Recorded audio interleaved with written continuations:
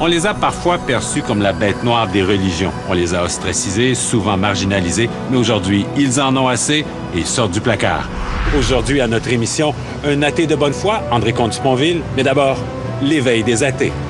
Ici Alain Crevier, vous regardez Second Regard.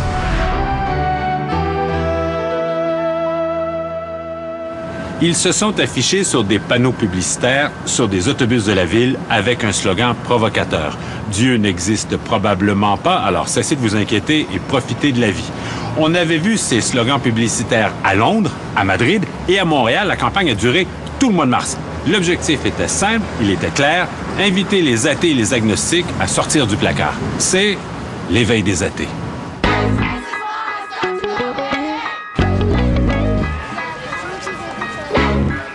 Depuis une quinzaine d'années, les groupes religieux sont plus visibles. Ils exposent leurs croyances. Ils protestent. Ils se font voir et entendre. Et nous prions que la ville de Montréal shall know, reconnaîtra that Jesus Christ is Lord, que Jésus-Christ est Seigneur. Alléluia!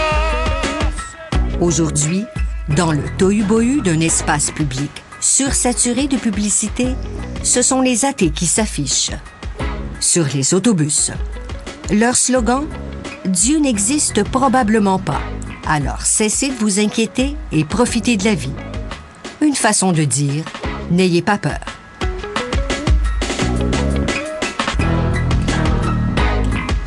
C'est Michel Virard de l'Association humaniste du Québec qui pilote la campagne à Montréal. Ce sont les membres qui m'ont dit il faut qu'on fasse quelque chose maintenant que c'est lancé, maintenant que les humanistes athées sortent du placard un peu partout dans le monde, on ne peut pas rater ça. Il faut le faire maintenant. La campagne des autobus athées a démarré à Londres. C'est une jeune scénariste en télévision, Ariane Chérine, qui a lancé l'idée dans un quotidien. Elle réagissait à la campagne d'un groupe évangélique qui promettait l'enfer aux incroyants. La campagne s'est d'abord propagée à Barcelone et à Washington, puis ailleurs en Europe et au Canada. This has to deal with an issue of belief. À Ottawa, on a d'abord dit non à la campagne, par crainte d'offenser les groupes religieux. Finalement, les militants athées ont obtenu gain de cause. À Halifax, des manifestants ont tenu un siège devant l'hôtel de ville. La société de transport ne tolère aucune publicité à connotation religieuse. Pendant ce temps, l'Église unie du Canada a acheté cette publicité dans plusieurs quotidiens où elle ajoute l'option « Dieu existe probablement, alors cessez de vous inquiéter et profitez de la vie ». Celui ou celle qui a inventé ce message-là ne connaissait pas beaucoup de croyants et de croyantes autour de lui, car la plupart des religions, même toutes les religions, donnent un sens à la vie qui est un sens positif, qui est un sens de profiter de cette vie, mais les uns avec les autres. On ne cache pas notre intention d'aller recruter, mais on ne pense pas aller recruter des gens qui sont des croyants. Ça, je n'ai aucune illusion là-dessus. Le public ciblé, ce sont les 400 000 Québécois qui se sont déclarés sans religion lors du recensement de 2001. On parle ici de 6 % des répondants. Au Canada, c'est 16 %. On ne sait pas s'ils sont croyants, agnostiques ou athées, mais qu'importe, on veut les attirer. On propose des valeurs. Les valeurs que nous avons, outre la cosmologie qui est celle de la science, nous proposons aussi les valeurs de l'humanisme qui sont, en première partie, en fait, l'empathie. Les droits humains sont ce qui ont peut-être modifié le plus, on pourrait dire, le comportement des sociétés depuis 2 siècles. Et ça continue de l'être. Or, ce sont des principes humanistes qui sont à la base, ça. Je veux dire, n'allez pas me raconter que c'est l'Église catholique qui a été le moteur derrière ça. Ce n'est pas vrai.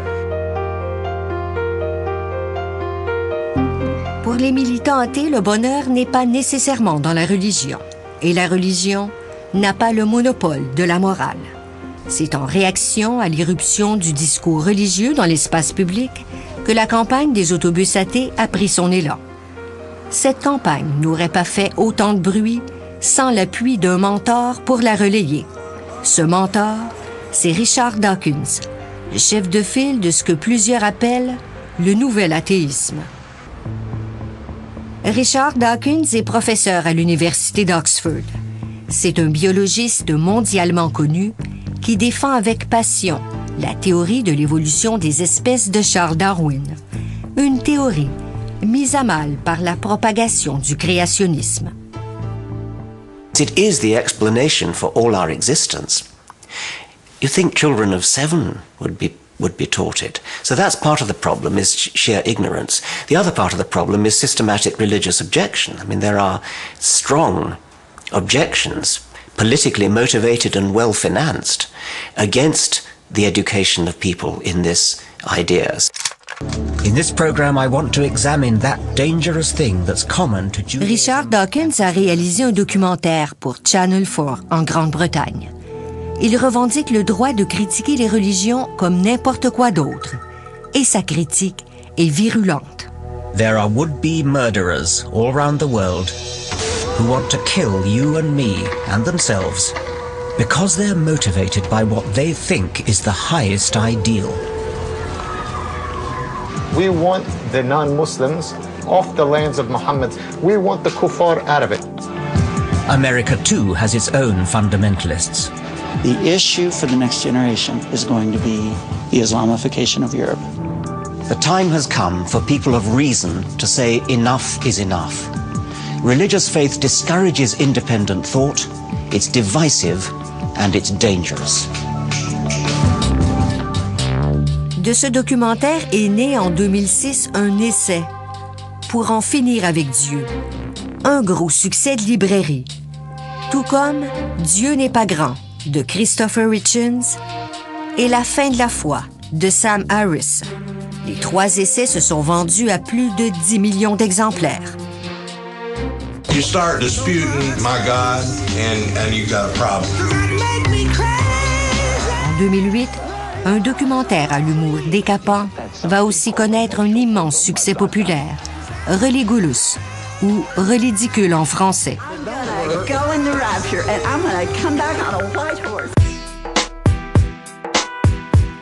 Deux jeunes créateurs de Saint-Jean-sur-le-Richelieu, Sébastien Dubé et Martin Clermont, ont produit l'affiche du film pour les marchés canadiens et québécois, une affiche primée par le Internet Movie Poster Award. À un moment donné, j'ai eu le flash que le proverbe des 3 singes, les Three Wise Monkeys, qui disent je veux pas voir le mal, je veux pas dire le mal ou l'entendre, était vraiment un élément intéressant pour amener ces caractères-là religieux en place. Et tout simplement, je l'ai gribouillé sur un bout de papier comme ça. Et tout simplement, après ça, on a présenté ça comme ça. Ce qu'on s'est dit après ça, les singes, ça peut juste être drôle, ça peut être quelque chose comme... C'est ridicule. On peut prendre ça un peu plus à la légère. On n'est pas obligé de, justement, se mettre des barrières intenses, là, étant donné qu'on parle de religion. Je trouve que c'est un film qui est important à voir, d'après moi, un documentaire qui est important. Étant donné que beaucoup de guerres dans le monde sont souvent des guerres religieuses, donc je trouve que c'est la première fois que je vois un documentaire qui est capable de gérer toute situation par l'humour. I'm in the Vatican. That's the Mormon temple behind me. Think that means some... No. Oh. No. I'm wrong about everything. La sortie presque simultanée d'autant d'œuvres aussi dures envers la religion s'accorde-t-elle avec l'idée d'un humanisme ouvert au dialogue? Je pense qu'il y a eu une nécessaire confrontation. Le sommet de la vague, on l'a peut-être eu l'année dernière ou il y a 2 ans. Donc il y avait cet électrochoc qui était nécessaire. Et vous n'êtes pas les seuls sur la planète religieuse. Les athées existent. Les athées, en fait, ou même aux États-Unis, le nombre d'athées ne cesse d'augmenter. Qu'on en parle en bien ou en mal, Michel Virard, lui, est fier de la première sortie publique de son association. Mais quelqu'un pourrait vous dire, vous faites exactement la même chose que des groupes religieux? Le même genre de marketing, on recrute des fidèles, des sous. Si c'est efficace, il va falloir en passer par là. Notre cotisation annuelle est de $10 par an. Je pense que c'est très, très éloigné de ce que demande l'Église de Scientologie, par exemple.